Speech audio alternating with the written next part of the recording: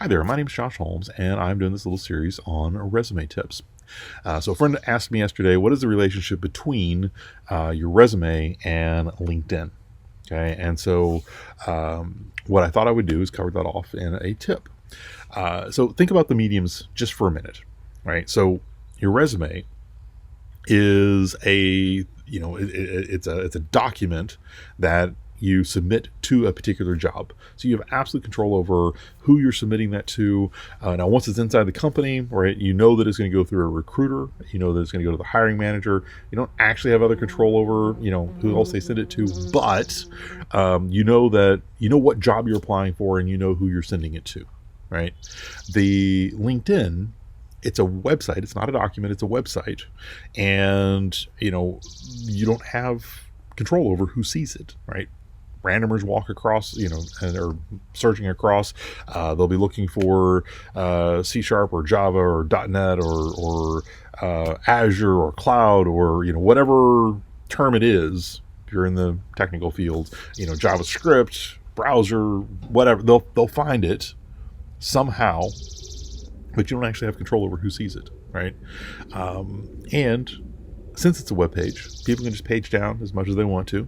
They don't have to worry about burning out their printer, printing it. Also, you have all kinds of different things up there since it's a web page, right? You can have lots and lots of referrals. You can have referrals for each individual job. Since it's a web page, you can have links to talks that you've done that are on video. You can have links to videos like this, right? You can have podcasts. You can have, all kinds of different multimedia there in your LinkedIn profile that are hard to have in your resume, right? On your resume, if you really put a big, long, gwitty looking URL in there, nobody's going to type that in, right? Now, if you have a link to your personal blog, great. People will probably go there, link to your YouTube, link to your LinkedIn, etc. Yes. But actual individual videos, probably not. So easiest way to discover those is put those on your LinkedIn profile, right? So when I think about a resume, I think about condensed, filtered marketing brochure, specific, tailored to this specific job. All right. When I think about LinkedIn, much more general purpose, much deeper, much broader, much more multimedia, much more interactive.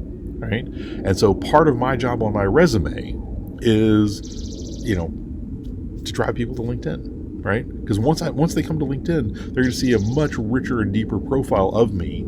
But that marketing brochure got them hooked, got them interested. Then they look at the LinkedIn, then they can go look at my other content. Then, by the time they get done with all that investigation, if they don't want to hire me at that point in time or don't want to bring me in for an interview at that point in time, well, then obviously I'm not a fit.